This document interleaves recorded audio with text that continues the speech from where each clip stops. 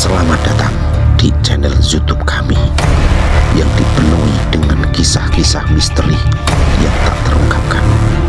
Saksikan pengungkapan rahasia-rahasia tersembunyi di balik peristiwa misterius yang menggetarkan.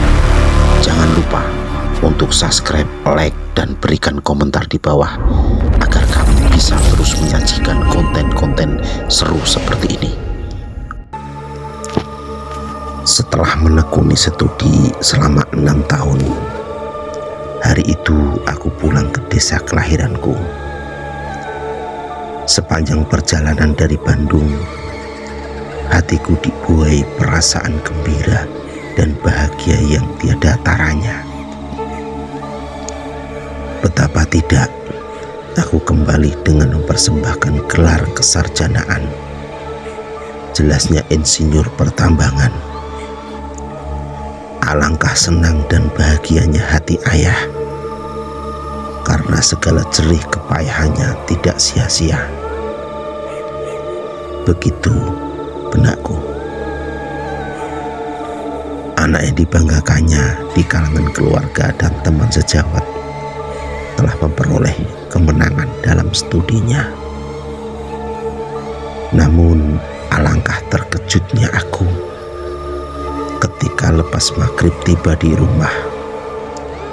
Nampak banyak sosok-sosok tak jelas di antara warga desa yang memegang tombak, parang, arit, dan tali penjerat. Hatiku berdetak tidak karuan. Ada apa nih sebenarnya? Demikian pikirku. Beberapa belas meter di depan rumah, langkahku terhenti ketika terdengar suara raungan nyaring yang menyayat hati. Setelah ku dengar dengan seksama, dapat dipastikan bahwa yang menangis itu adalah ibuku sendiri. Apa yang telah terjadi? Pikirku semakin cemas. Apakah ibu menangis karena kematian ayah? Aku segera menghambur masuk ke dalam rumah. Tapi di pintu, ibuku sudah menyambutku, memelukku erat sekali sambil menangis meraung-raung. Kubiarkan dulu ibu menangis, agar beban yang menghimpit dadanya bisa sedikit berkurang. "Mana ayah, Bu?" tanyaku kemudian setelah ibu menghapus air matanya. "Karena ayahmu lah, makanya ibu menangis tadian," sahut ibu. "Lantas sebenarnya apa yang terjadi atas diri ayah, Bu?" Desaku semakin penasaran, tapi ibu terdiam, kemudian menundukkan kepala. Beberapa sepuh desa yang ku kenal seperti Mbah Karti, Mbah Sudirun, Mbah Karta, dan lain-lain, termasuk kepala desa Pak Soleh, juga terdiam diri dan hanya memandangiku. Kelihatannya mereka seperti bingung, tidak tahu apa yang harus diperbuat. Ketika ku tanyakan lagi di mana ayah, ibuku berpaling ke arah kamar. Kamar dalam rumah kami hanya ada 2. Yang dekat dengan dapur itu adalah kamar ayah dan ibu. Sementara kamar yang satu lagi dulu adalah kamarku. Aku segera berlari menuju ke kamar ayah, tapi ternyata kosong. Lalu aku keluar dan masuk ke kamar sebelahnya, bekas kamarku. Dalam kamar itu sudah tidak ada lagi ranjangku dan lemari pakaian. Dan di sudut kamar yang sudah kosong itu, kulihat seekor babi agak menyandar ke dinding. Perutnya luka dan darah masih terus menetes. Yang mengherankan, pada sudut matanya tampak ada butiran-butiran air yang jernih. Aku terbodoh-bodoh menyaksikan binatang tersebut. Kemudian aku membalikkan tubuh, berjalan dengan tergesa-gesa menemui para sesepuh desa yang duduk di atas tikar seperti layaknya orang yang akan kenduri. "Mana ayahku?" tanyaku setiba di hadapan mereka. "Apakah tak tahu? Apakah tak kau temukan di dalam kamar tadi?" ujar Pak Soleh. Aku menatap kepala desa dengan perasaan diliputi keheranan. "Tak ada siapa-siapa di dalam kamar," kataku memastikan. "Yang ada hanya seekor babi." "Dialah ayahmu, Andi," ujar Mbak Karti. Mendengar keterangan itu, kontan aku melongo dan mata terbeliak. "Apa? Ayahku babi?" tanyaku perlahan. "Begitulah kenyataannya, Andi," ujar kepala desa.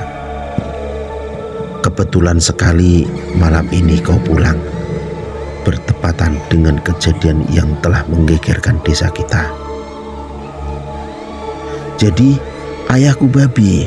ulangku bagaikan tak yakin.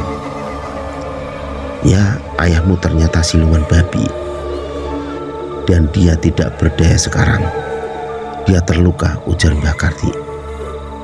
"Ditombak?" tanyaku. Kami tidak menyangka bahwa babi yang menyusup ke desa kita adalah babi siluman. Kami memburunya, mengepung untuk mengusirnya. Tapi binatang itu melawan. Karena itu tidak ada pilihan lain kecuali menumbaknya. Dan kami terkejut sekali ketika menyaksikan babi itu tidak lari kemana-mana, melainkan ke dalam rumah kalian. Aneh bukan? Nah, dari keterangan Mbak Karti, barulah kami tahu bahwa babi itu adalah ayahmu, ungkap Pak Soleh. Aku masih penasaran, namun kenyataannya itu tidak dapat dibantah lagi. "Kami sekarang sedang menunggu pemulihan jasad ayahmu, Andi," imbuh kepala desa. "Kalau memang benar ayahmu siluman babi atau pemilik ilmu pesugihan babi ngepet, tentu dia akan berubah wujud kembali sebagai manusia menjelang kematiannya." Tiba-tiba terdengar lagi peki ibuku memanggil-manggil nama ayahku dari dalam kamar. Bersamaan dengan itu kami menyerbu ke dalam kamar. Kemudian kami semua terdiam diri, memperhatikan dengan seksama apa yang bakal terjadi. Sementara itu, ayahku Subadi tetap tak beranjak dari posisinya semula, seperti saat pertama kuliah tadi. Keadaan mereka semakin mencekam ketika Mbah Kardi keluar dan masuk lagi sambil membawa padupan yang baranya dari tempurung kelapa. Dupa itu diletakkannya tempat di tengah-tengah pintu kamar. Kami segera menyingkir agak ke tepi, merapat ke dinding kamar.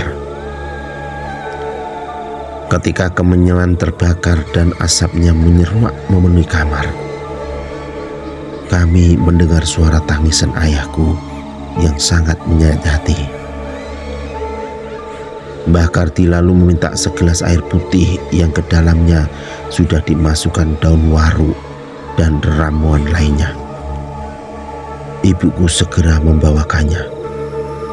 Kemudian diletakkan di depan padupan. Sementara Mbah Kardi masih terus berkumat kamit sambil memejamkan mata. "Nasibmu telah ditentukan, Badi. Nasib yang kau pilih sendiri," ujar Mbah Kardi.